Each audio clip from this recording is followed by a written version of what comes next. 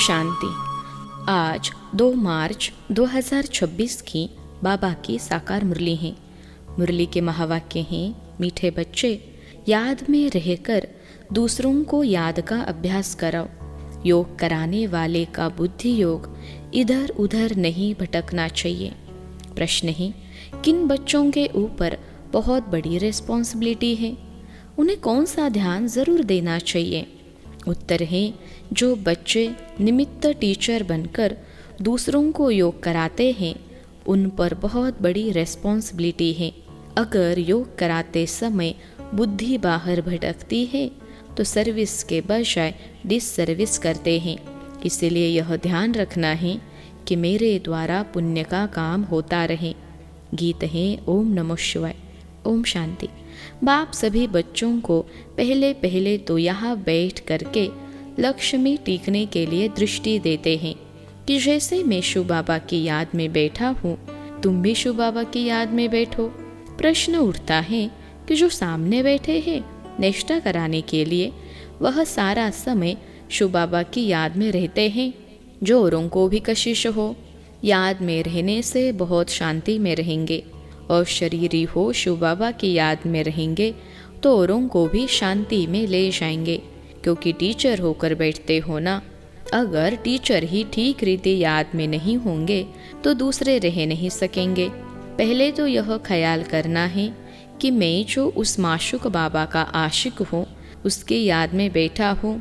हर एक ऐसे अपने से पूछे। अगर बुद्धि और तरफ चली जाती है, देह अभिमान में आ जाते हैं, तो गोया वह सर्विस नहीं, डिससर्विस करने बैठे हैं। यह बात समझ की है ना?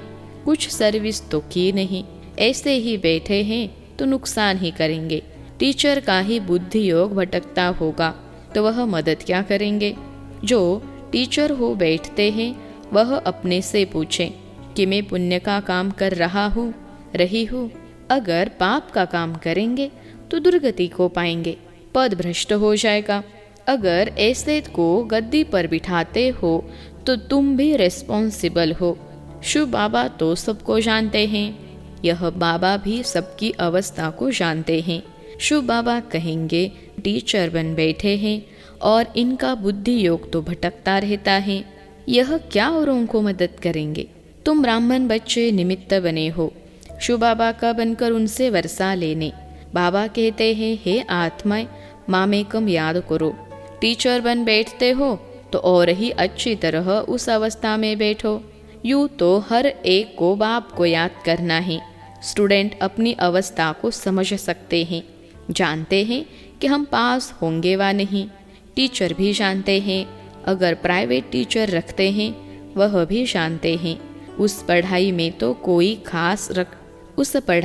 तो कोई खास टीचर रखने चाहें तो रख सकते हैं। यहाँ अगर कोई कहते हमको निष्ठा यानी योग में बिठाओ, तो बाप के याद में बैठना है। बाप का फरमान ही है, माँ में कम याद करो। तुम आशिक हो, चलते फिरते अपने माशूक को याद करो। सन्यासी ब्रह्म को याद करते हैं, समझते हैं कि हम जाकर ब्रह्म में लीन होंगे। जो अधिक याद करते होंगे उनकी अवस्था अच्छी होगी। हर एक में कोई न कोई खूबी तो रहती है ना। कहते हैं कि याद की यात्रा में रहो, खुद को भी याद में रहना है। बाबा के पास कोई सच्चे भी हैं, कोई झूठे भी हैं। खुद निरंतर याद में रहें बड़ा मुश्किल है। कोई तो बाप से बिल्कुल सच्चे रहते हैं। यह बाबा भी अपना अनुभव तुम बच्चों को बताते हैं कि थोड़ा समय याद में रहता हूँ, फिर भूल जाता हूँ, क्योंकि इसके ऊपर तो बहुत बोझ है। कितने ढेर बच्चे हैं, तुम बच्चों को यह भी पता नहीं पड़ता है कि यह मुरली शिव बाबा ने चलाई व ब्रह्मा चलाते हैं, क्योंकि दोनों इकट्ठे हैं ना। यह कहते हैं कि मैं भी शिव बाबा को याद करता हूँ। यह बाबा भी बच्चों को निष्ठा कराते हैं। यह बैठते हैं तो देखते हो सन्नाटा अच्छा हो जाता है, बहुतों को खींचते हैं।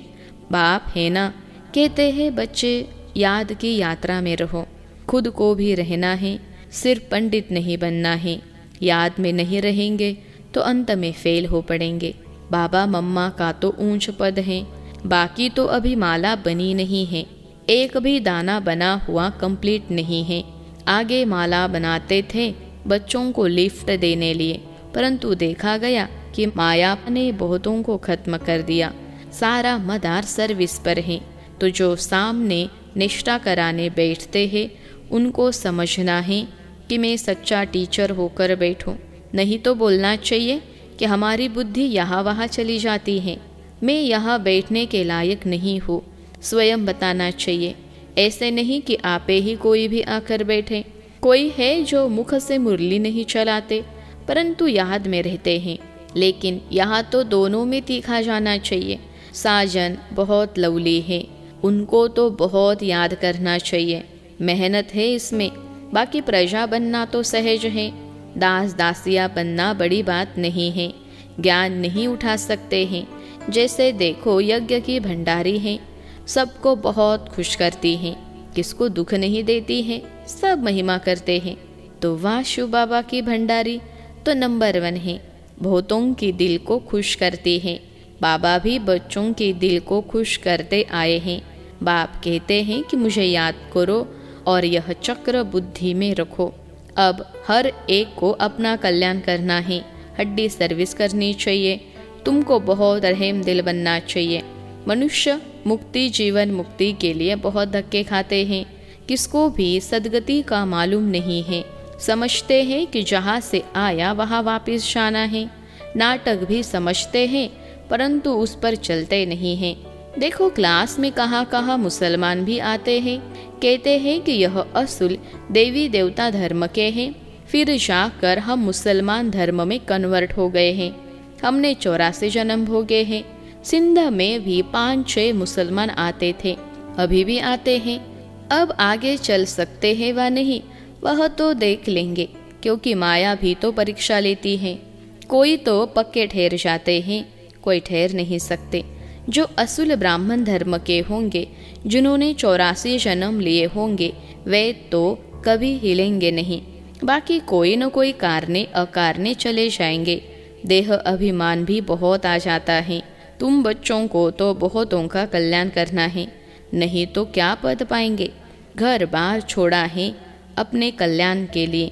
कोई बाप के ऊपर मेहरबानी नहीं करते हैं।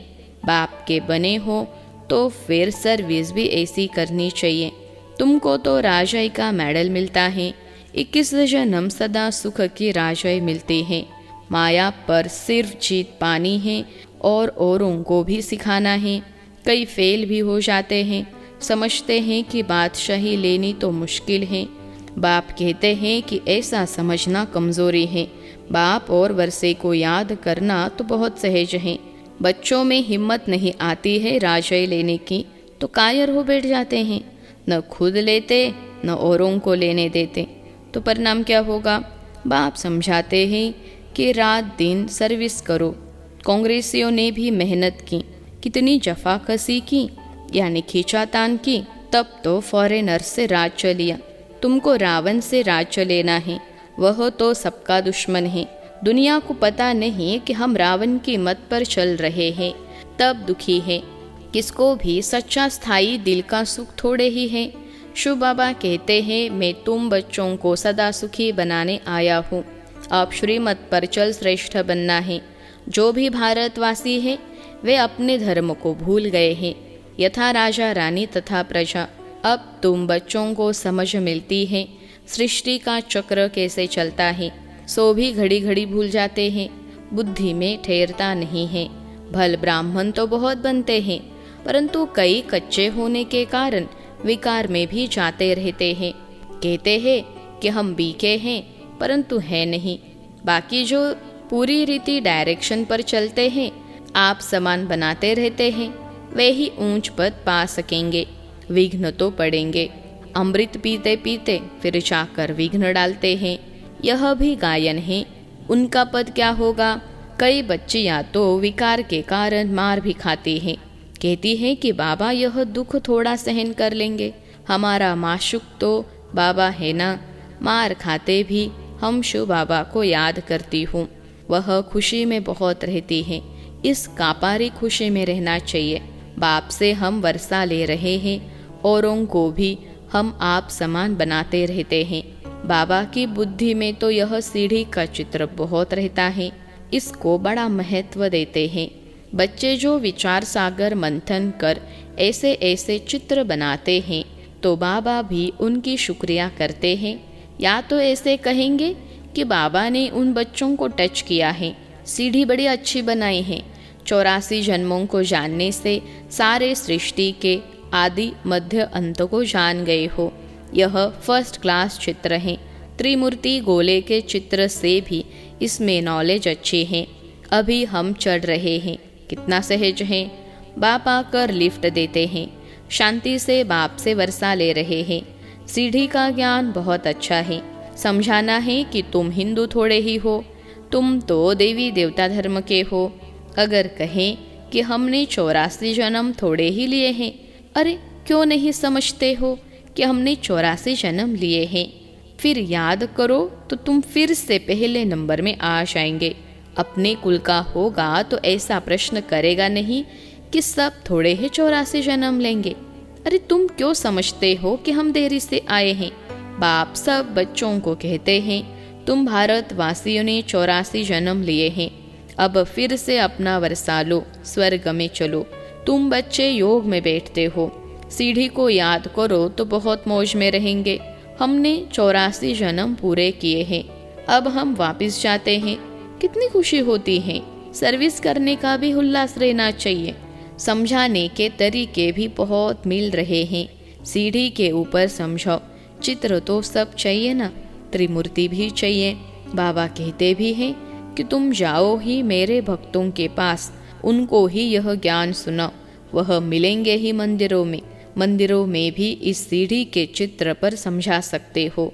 सारा दिन बुद्धि में यह याद रहे कि हम बाबा का परिचय दे, किसका कल्याण करें। दिन प्रतिदिन बुद्धि का ताला खुलता जाएगा। जिनको वर्षा पाना होगा वह आएंगे। दिन प्रतिदिन सीखते भी रहेंगे। कईयों पर ग्रहचारी बैठती हैं तो बाबा को समझाना पड़ता है। वह नहीं समझते कि हमारे ऊपर ग्रहचारी हैं, इसलिए हमसे सर्विस नहीं होती। सारी रेस्पॉन्सिबिलिटी तुम बच्चों पर है। बाप समान ब्राह्मण बनाते रहो। सर्विस पर रहने से बहुत खुशी होती है, बहुतों का कल्याण होता है। बाबा को बम्बई से सर्विस करने का बहुत मज़ा आता था। बहुत नए नए आते थे। बाबा की तो बहुत दिल होती है कि सर्विस करें। बच्चों को भी ऐसा रहम दिल बनना चाहिए, सर्विस पर लग जाना चाहिए। दिल में यह रहना चाहिए कि जब तक हमने किसी को आप समान नहीं बनाया है तब तक भोजन नहीं खाना है। पहले पुण्य तो करो, पाप आत्मा को पुण्य आत्मा बनाए फिर रोटी खाए। तो सर्विस में जुटा रहना चाहिए। किसका जीवन सफल बनाए तब रोटी खाए। आप समान ब्राह्मण बनाने की कोशिश करनी चाहिए। बच्चों के लिए मैगजीन निकलती है, लेकिन बीके इतना पढ़ते नहीं हैं। समझते हैं कि हमको थोड़े ही पढ़ना है, यह बाहर वालों के लिए है। बाबा कहते हैं बाहर वाले तो कुछ समझते नहीं हैं, बिगर टीचर के।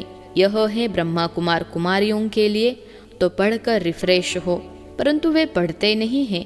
सभी सेंटर्स वालों से पूछते हैं कि सारी मैगजीन कौन पढ़ते हैं, मैगजीन से क्या समझते हैं, कहाँ तक ठीक है। मैगजीन निकालने वाले को भी ऑफरिंग देनी चाहिए कि आपने बहुत अच्छी मैगजीन लिखी है, आपको धन्यवाद करते हैं। मेहनत करनी है, मैगजीन पढ़नी है। यह है बच्चों के रिफ्रेश होने के लिए, लेकिन बच्चे पढ़ते नहीं। जिनका नाम बाला है उन्हों को सब बुलाते हैं कि बाबा भाषण करने के लिए हमारे पास फलाने को भेजो। बाबा फिर समझाते हैं। बाबा फिर समझते हैं कि खुद भाषण करना नहीं जानते हैं, तब तो मांगनी करते हैं। तो सर्विसेबल को कितना रिगार्ड देना चाहिए। अच्छा, मीठे मीठे सिखिलते बच्चों प्रति माता पिता बाप दादा का याद प्यार और गुड मॉर्निंग। रूहानी बाप की रूहानी बच्चों को नमस्ते। हम रूहानी बच्चों की सिखिलते रूहानी माता पिता बाप दादा को याद प्यार, गुड मॉर्निंग और नमस्ते बाबा नमस्ते। धारणा के लिए मुख्य सार। पहली पॉइंट है, राजय का मेडल लेने के लिए सबके दिल को खुश करना है। बहुत बहुत रहम दिल बन अपना और सर्व का कल्याण करना है। हड्डी सेवा करनी है। दूसरी पॉइंट है, देह अभिमान में आकर डिससर्विस नहीं करनी है, सदा पुण्य का काम करना है। आप समान ब्राह्मण बनाने की सेवा करनी है, सर्विसेबल का रिगार्ड रखना है। आज का वरदान है, मनन शक्ति द्वारा वेस्ट के वेट को समाप्त करने वाले सदा शक्तिशाली भव। मनन शक्ति द्वारा वेस्ट के वेट को समाप्त करने वाले सदा शक्तिशाली भव। विश्लेषण है, आत्मा पर वेस्ट का ही वेट है। वेस्ट संकल्प, वेस्ट वाणी, वेस्ट कर्म, इससे आत्मा भारी हो जाती है।